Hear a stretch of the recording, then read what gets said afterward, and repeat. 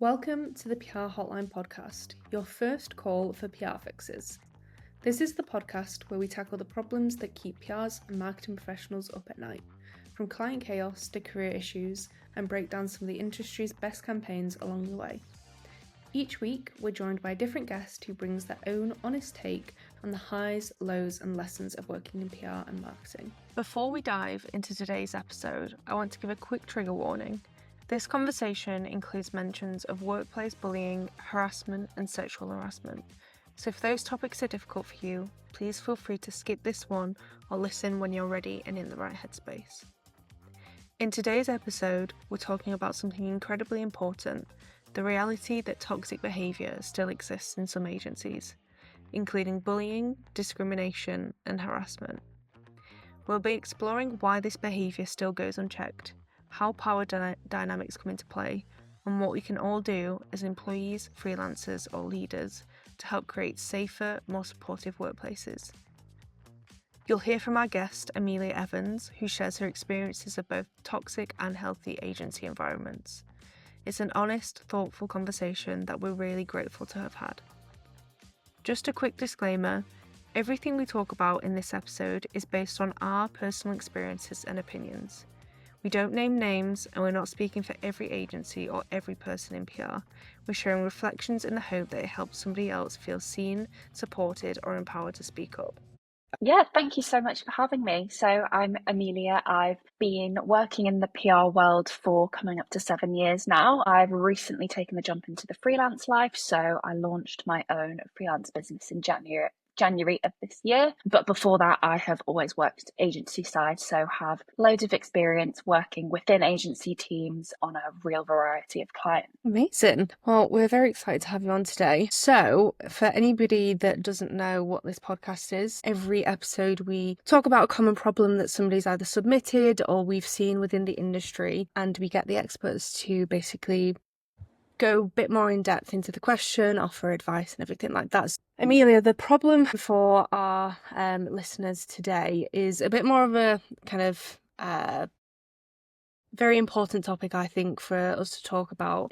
There are still toxic individuals and agencies, and even today, some are getting away with serious behaviour like discrimination, bullying, or even harassment, often because they hold positions of power. It feels like as an industry, we're still not doing enough to hold these people accountable. So how can we call out this behaviour and create safer, more supportive workplaces in agency life? So unfortunately, I do think it's this kind of problem and this kind of experience is something that pretty much, I would say, everybody in the industry will experience at some point. I know, like, we've previously, all three of us have chatted about this offline, but I know that, like, we've all had these kinds of experiences within agencies. How common do you think it is within PR specifically? So, like, for example, Maya wasn't previously in PR, but she's still experienced it. Do you think it's something that's maybe more common within PR teams because it is quite fast-paced, or do you think it's just an agency toxicity kind of problem?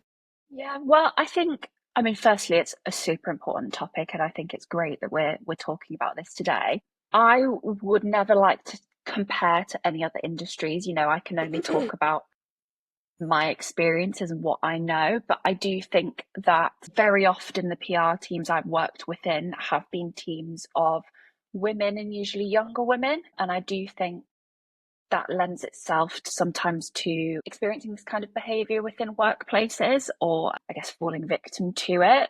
So I think as an industry, probably yes, we maybe do it. There are more experiences of this kind of behaviour within the workplace potentially than others. And that being said, I think it's really important that we talk about it more openly and kind of share experiences and talk about the right way to deal with these kinds of situations and the avenues that people kind of can go down to seek support and seek advice, so that, you know, this kind of behaviour isn't normalised, and we can make sure that agencies can become safer, more inclusive, supportive places to work. Yeah, amazing. If I could give you a round of applause for that, well, I can.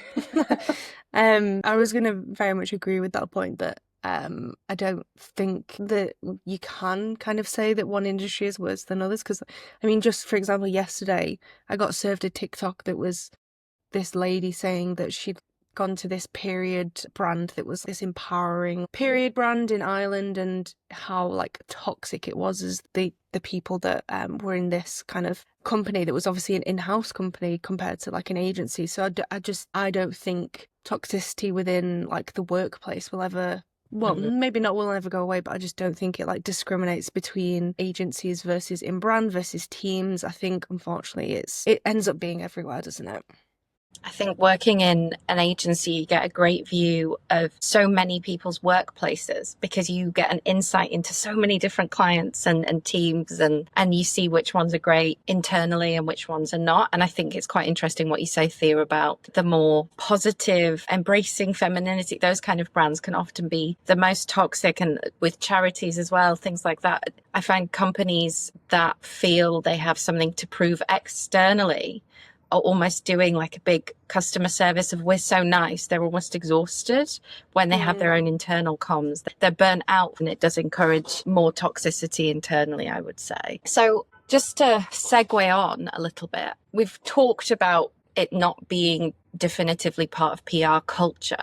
But if we narrow down into PR culture and why it can be toxic, it's fast paced, it's competitive. Do you think that there's a particular element of PR that contributes to toxic behaviours in the workplace or allows them to be ignored or tolerated? I think that it, undeniably it is incredibly fast paced. There can be a lot of pressure put on teams internally, if there's a pressure to secure results.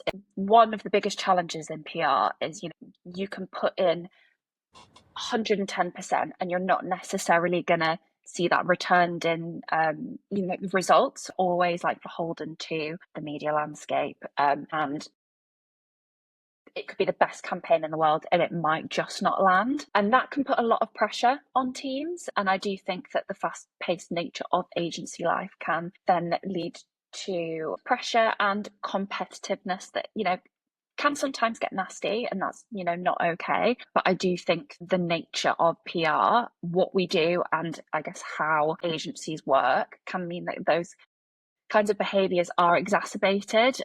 I do think also that sometimes structure of teams can contribute to these kinds of behaviours. So you'll quite often have big teams, quite a few managers within them. And I think depending on management style, you might experience kind of micromanagement, you might experience kind of more senior leaders taking all the kudos or the credit for the brilliant results gained by the team. And, that if not handled, that isn't handled in the right way, that can lead to feelings of resentment and things like the teams are undervalued. And there are a lot of tricky, I guess, situations to navigate as part of a PR team. And I do think some of those are unique to PR as an industry. Also, I don't want to keep banging on about the fact that it is a female heavy industry, but it's kind of undeniable that the majority of PR teams are female heavy. And I do think that also comes with its nuances and specific challenges and ways of working that, have to be navigated, I guess. Yeah, definitely. So, Amelia, from your own experience of the agencies that you've worked at previously, why do you think it's often harder to kind of like put that challenge across to senior people that may have a leadership role? I feel like what I've experienced previously is when people are in those kind of senior roles, you feel you have to kind of glorify them because they're the one that keeps the business running. They're the one that is the loudest on social media about everything. Like, what would you say is the kind of the biggest challenge? Yeah, I completely agree. And I think for me personally, the biggest challenge when I have had to hold senior people accountable for inappropriate behaviour is the fear that comes with that. The fear that, oh, could I lose my job because of this? Could I actually will I get laughed at, and be told, oh, don't be so, stop being so silly? Is it going to affect my career? There's so many things that go through your head when ultimately what is right. And I think you can believe 100% that what you have experienced is inappropriate or wrong. And if you are having to raise it about someone that is in a senior position, there will always be that fear in the back of your mind. And I think that is why it's so important to talk about how people can go about it and that it is possible.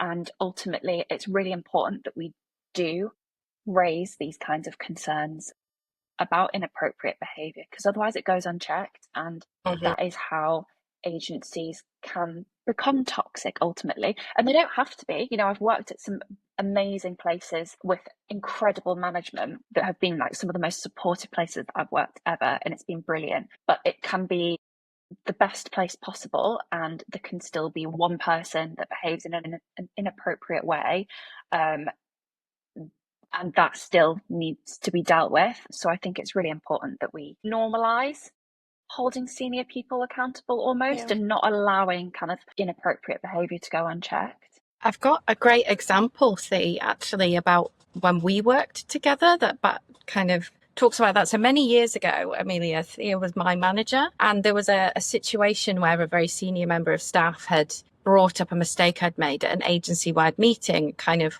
called me on it, but it hadn't called me privately. This was the first time I was being called on this error in front of the whole company. And I found it really distressing, and it did make me cry. And Thea, as my manager, went and spoke to HR and said my employee has been made to feel incredibly uncomfortable. And I still didn't have the bravery to go through. It was, HR spoke to me and said, we'll deal with this anonymously. And I was like, there's no way to do this anonymously, really, is there? And I just, even with the support of my manager, with the support of HR, I still didn't feel comfortable confronting it. And now on reflection, I go, you know what, you probably should have done. But yeah. I think two things that have just kind of like caught my attention with this. One, I think smaller agencies, it's harder to call out toxic behaviour because, like what you just said, Maya, even if that got like moved further than HR, you know who talks about like who, who's who and that kind of thing. I guess in like the big like massive London agencies and things like that, it's a bit harder to kind of be anonymized, I guess. The other thing I would say is, I know that we've just talked about how female centric PR ends up being, but I do find that in agencies there is a lot of male figures in board level positions compared to so the males who have more senior roles. But I do think that men in senior roles that don't have empathy and don't understand things like this, like female emotions and like that kind of thing, don't tend to take things like this seriously. Like when there is harassment or when there is issues within a workplace, I do think women tend to be kind of like turned away and not taken as seriously, from my experience anyway. Yeah, and actually, to touch on a point that you made, Thea, and also you, Maya, as well, I personally have experienced sexual harassment at the hands of someone who was in a very senior position, and they were male, and I have to acknowledge the position of privilege that I was in to be able to speak out and hold that person accountable, because yes, it was scary, yes, I did fear for my job, but ultimately I knew that if I needed to, I could step away from that role, I could leave the business. I didn't have, kids to support. I do feel very privileged, because if I needed to step away and remove myself, I could have done. Not everyone has that ability to do that. And secondly, I knew absolutely that I needed to hold said individual accountable, because at this point in my career, I was potentially responsible for other junior members of staff, and I didn't want them to experience the same things that I experienced as well. And I knew that the behaviour was completely inappropriate and needed to be escalated. I do think holding someone accountable and kind of going down that route is really challenging to do, and not everyone feels able to do that. But I really hope that by talking about it more and explaining to people how they can do it, and the kind of the protection that is there for the employee, people might feel more empowered to raise it, and ultimately we can then create healthier workplaces. Firstly, it's horrific hearing the words privilege and sexual harassment in the same sentence, and I think you're very, very brave. And we shouldn't forget that. It's good of you to acknowledge that you were in a good position to call it out, but it was still incredibly brave to do so and to pursue that. So you've obviously had this horrific experience. Would you be able to I don't know, talk to the listeners, I guess, a bit more about like signs that they should look out for so that this kind of thing doesn't happen to them when they go into another agency? Or is there any kind of like subtle things that you might have picked up on that you wish you'd kind of stepped back and thought about again? Yeah, do you know what? That's a really interesting question, because I think you never want to have to prepare to experience that kind of behavior. And I guess sometimes I feel a little bit naive because I have always been very outspoken with my views on appropriate behavior within workplaces and how people in senior positions should behave really to their staff, and what is kind of supportive, proper, great management. And so therefore I kind of thought that because I was very outspoken on my views, it wouldn't happen to me. And I think you can never prevent this kind of thing happening. If someone wants to behave inappropriately, they're going to, and I don't think it should be down to everyone else to kind of accommodate that at all. What I do look back in hindsight is, I guess, how potentially some toxic behaviours were brushed under the carpet. So I think it can become very clear working in an agency how HR teams, how senior management deal with inappropriate behaviour. And I think what you want to see is people taking complaints or taking concerns seriously and dealing with them in a professional manner. So things should never be kind of dismissed as it's just banter. Oh, they're just flirty. Oh, they're just this, just that. Behaviour shouldn't be justified. If members of staff are made to feel uncomfortable, unsafe, belittled in the workplace, made to feel stupid, that's just completely inappropriate and should never happen. So I think you want to see employers that are rising to challenge that behaviour and doing so in the right way. I would agree completely. I've never spoken to someone who is unhappy in that agency and that agency doesn't also have a poor maternity leave policy. And the reverse, people who are happy tend to work at places that offer paid 6 months leave, that kind of thing. I've never been pregnant. I've never experienced that myself, but I do think these things are tied together. And when I do look at agencies as potential employers, I do actually check out the maternity leave policy and go, how much respect do you have for people who have priorities outside of work? Because that's what motherhood is a lot of the time. So for me, that's one example of a red flag I would look for that isn't necessarily an obvious one. I think if you boil that down a bit more, that is just lack of respect for women. 2 of the agencies that I've previously worked at have had literally horrific maternity policies. And the worst example of it was an agency that I worked for that literally preached like working with charities, doing PR for charities. They did all these like pro bono stuff. And then the fact that they couldn't even give their employees like a good, it was literally like the minimum, absolutely like statutory maternity pay, I think is absolutely diabolical. And I wish I'd noticed it when I first went through my contract, because that would have literally been the first thing. Because I didn't stay at that agency for a particular long time because it ended up being such a toxic environment that I had to leave. And again, I do think that I didn't even think about that is a red flag, like to not have that like decency to give that kind of, is it a human right? I don't know. Like, is it For me, the way that manifested was male members of staff not always understanding that female members of staff cannot jump on that pitch at 9 o'clock and do those quick edits before tomorrow or that kind of thing. Just to jump off what both of you have said, for me, a red flag is when an agency talks about doing the most for their people and being people first, people centric, but then they don't follow through on actually,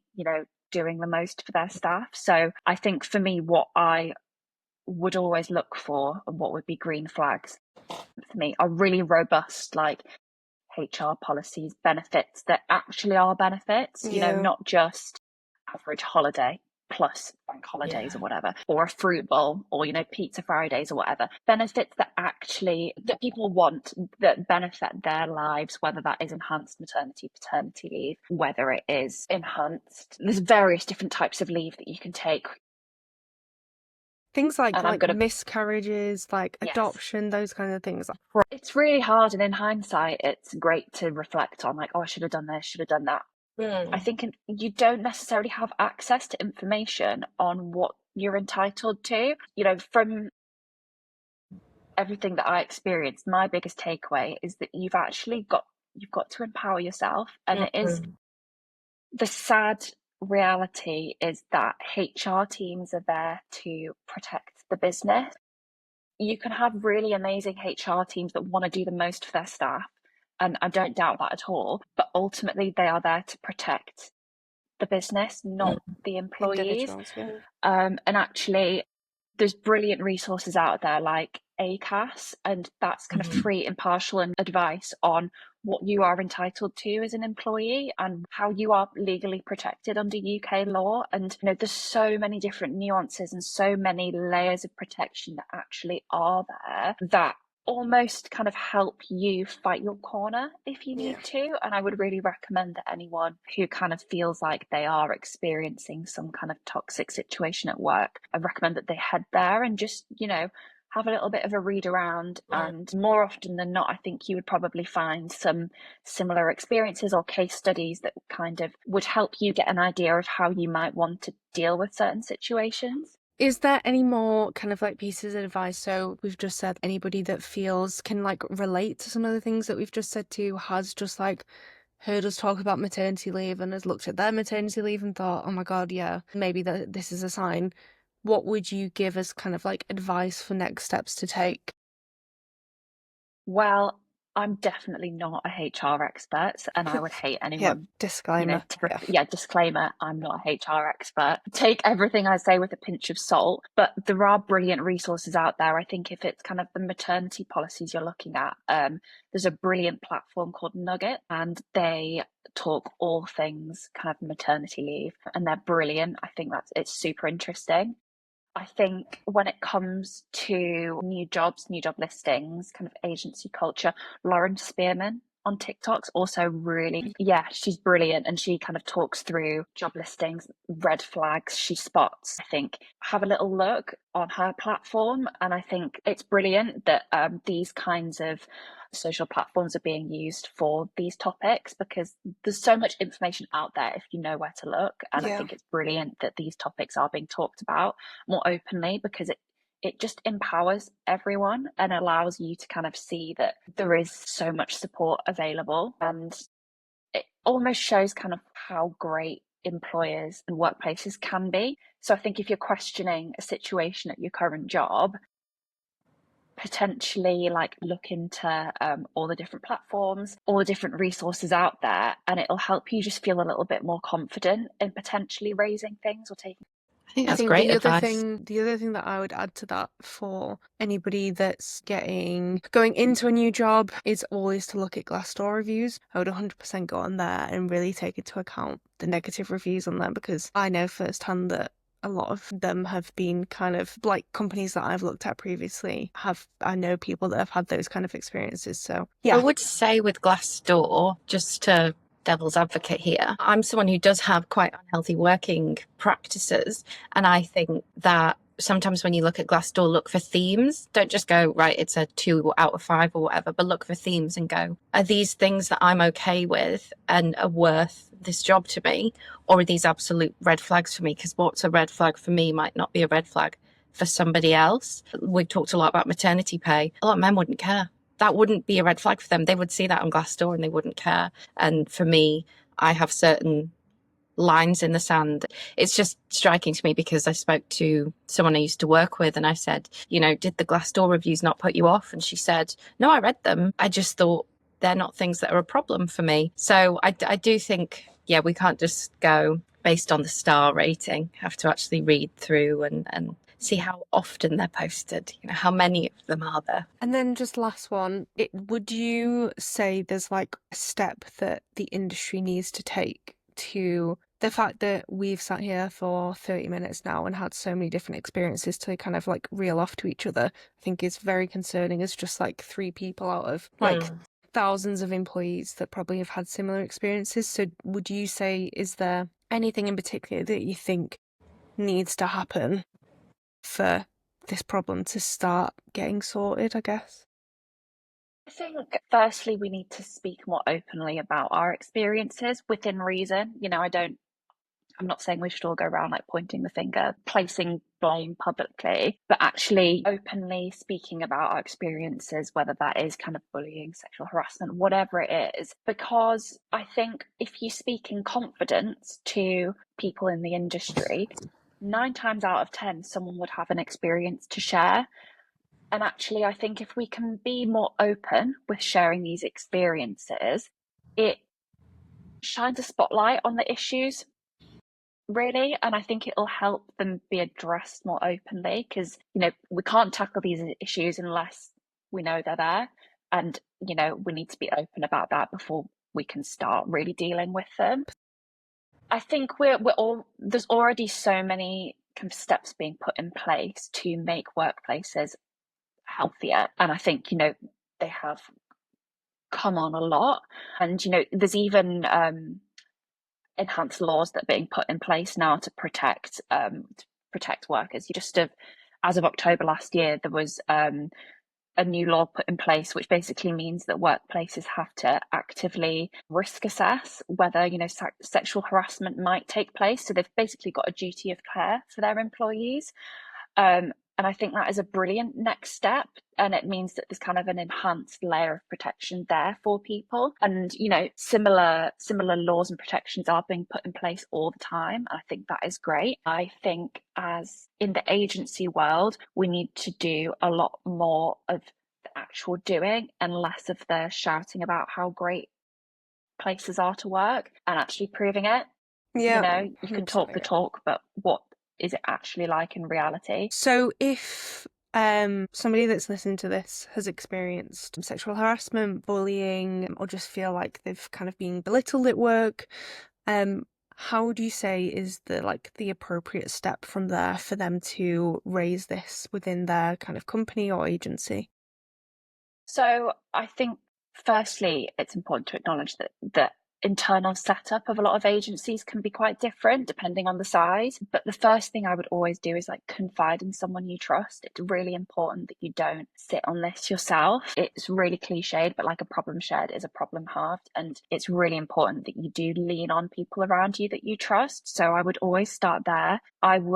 If you feel like you can raise it with your manager, I would raise it with them next, because I think they should be able to support you through the process, and then raise it with HR. So if you have a very visible HR contact, raise it with them, speak to them, and they will be able to advise you kind of on the next best processes. If there isn't a HR team within your agency, which can be the reality, you should be speaking to a manager, whether that is your own manager, or if you don't feel like that is the right person, then another manager within the business, and they should be able to point you to the right person to raise this further with. And that could be kind of an external HR consultant. It might be someone within the business that kind of performs that role. I would say they would be the next best steps in terms of how to raise it internally. And at the same time, just making sure that you're reading up around the topic if you feel like you can, to understand kind of what you are entitled to as an employee.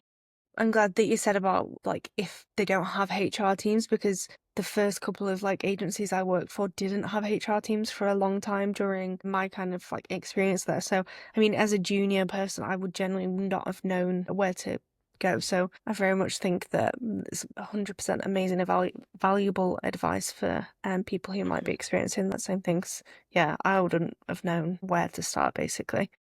The massive thank you to you, Amelia, for coming on and being really kind of honest with us about your experience. I definitely think that there's going to be somebody that listens to this and it kind of empowers them to make a change, to make things different within their working environment. Thank you guys so much for inviting me on the podcast and asking me to, talk about this topic. It's something that I'm really passionate about talking about. And I really hope that, if we can talk more openly about these topics, we can make agency life better for everyone.